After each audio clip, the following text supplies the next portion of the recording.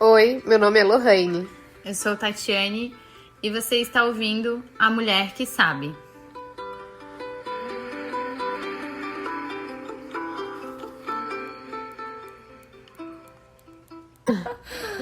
A gente tá voltando aqui com o nosso segundo episódio dessa empreitada de gravar podcasts e trazer para vocês um pouco da nossa ideia. E a nossa conversa vai ser sobre como é ser mulher no Brasil.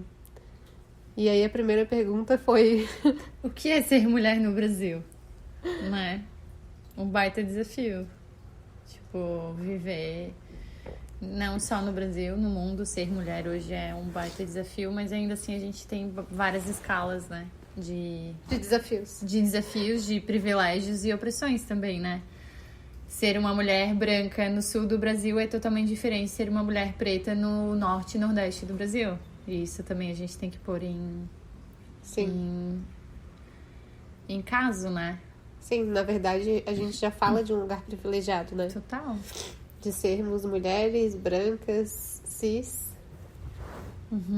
E de estar numa região do Brasil que é uma região um pouco melhor, mas que ainda assim a gente tem um monte de luta, assim, um monte de dificuldade. Eu acho que ser mulher é uma grande bênção, né? Pelo menos a gente se enxerga assim. Sim.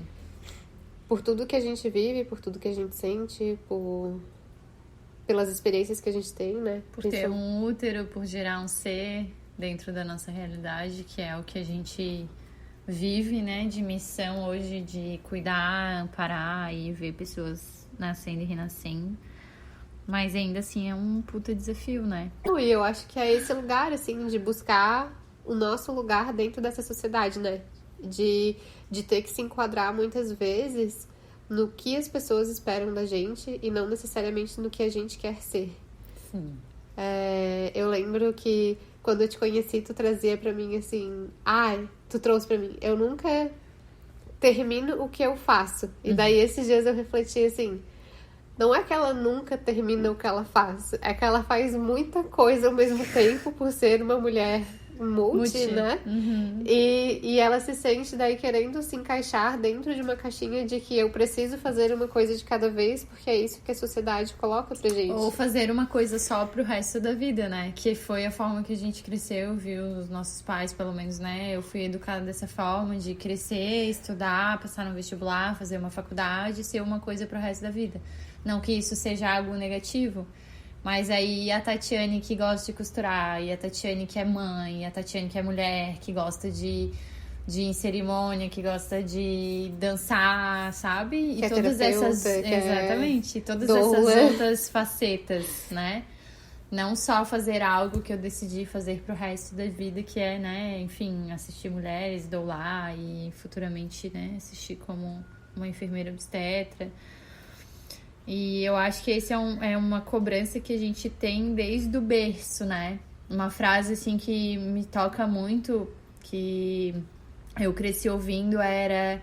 Ai, como ela tá mocinha, né? Falando isso pra uma criança, que foi algo que eu ouvi da boca da minha mãe, que com muito amor, né, a gente conversou e eu tentei mostrar pra ela como essa frase é uma frase pesada, né, de se falar. Porque um menino é só um menino, é um moleque.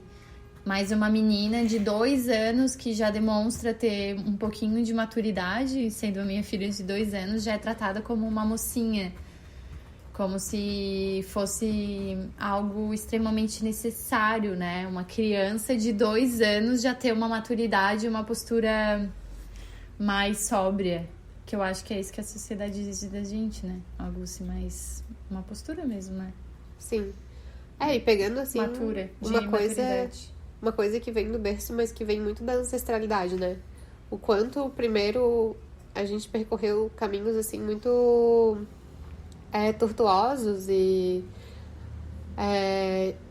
cheio de enigmas, assim, pra gente decifrando e chegando nesse lugar que a gente tá hoje, né? Porque se a gente for olhar lá pro berço da sociedade, o trabalho de mulheres era trabalho voltado pra terra, pra cuidar da casa, pra cuidar da saúde, era um trabalho exclusivamente relacionado ao cuidado. E aí depois a gente perde o lugar na rua, e o nosso lugar é só dentro de casa, e a gente perde a voz, e a gente perde o lugar na sociedade, perde o corpo. E agora essa busca, assim, né, de retornar a esse lugar de não de igualdade, mas não de igualdade. Eu acho que eu gosto mais da palavra equidade. Equidade. Procurando ter direitos dentro da minha individualidade de mulher, né? Porque eu não vou ser igual a um homem. Eu vou ser uma mulher dentro da sociedade. E aí, o que eu, dentro da sociedade, como mulher, posso acrescentar, né? E como que a sociedade pode ganhar comigo no mercado de trabalho ou não, mesmo podendo gerar, podendo gestar e podendo trazer tanta pluralidade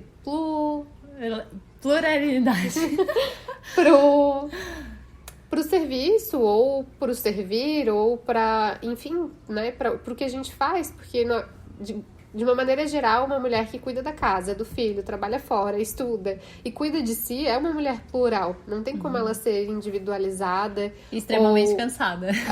Ou só fazer uma coisa, né?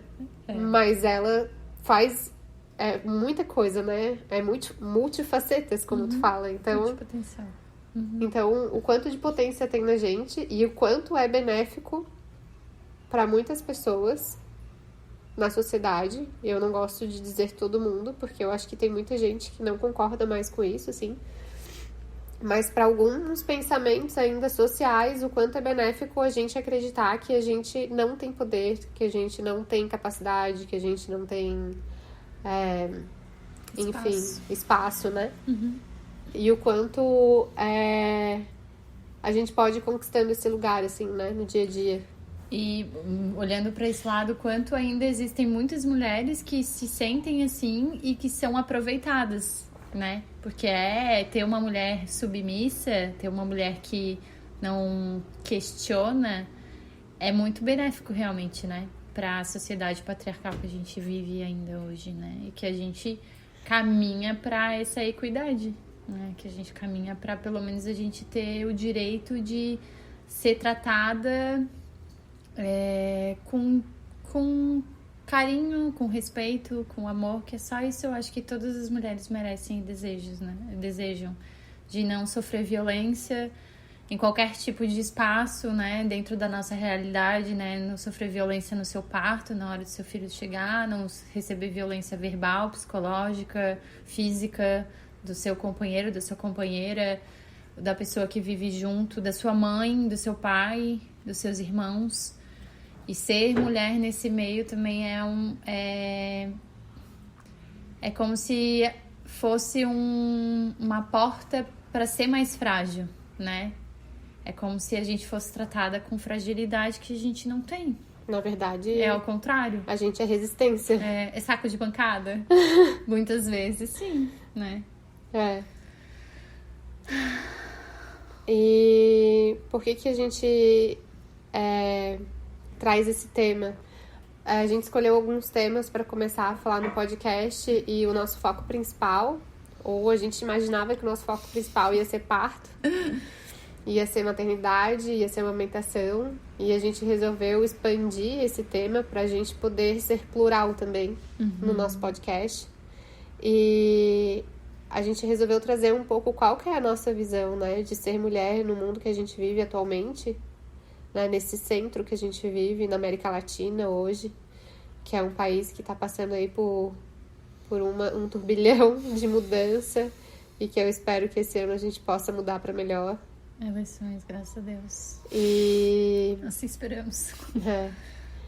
E de deixar assim, né, esse recado de que a gente fala por nós, mas para todas. E o intuito de falar para todas é esse intuito de trazer segura a minha mão que eu tô contigo, você não tá sozinha. Sim, e questionar também, né? Assim, eu acho que ser mulher desperta, né? No século XXI, ser uma mulher desperta é questionar tudo e a todo momento, a todas as pessoas, independente de quem seja, e realmente se conectar com a tua sabedoria interna, né? Se conectar com o eu feminino, o eu mulher que tu é, questionar o que você passa, questionar tudo que você passa e trazer esse aprendizado para toda a vida. Não tem como a gente definir realmente o que é ser mulher, né? Porque cada pessoa, cada mulher vai ter o seu significado da forma que é. E essa é um pouquinho do nosso saber, do nosso aprendizado, da medicina que a gente carrega. E é isso. E se a gente puder deixar hoje uma palavra de consolo, é que você não tá sozinha. Estamos sempre aí, juntas. Pra quem quer saber mais, siga a gente lá no Instagram, Mulher que Sabe. Valeu, um beijo e até mais.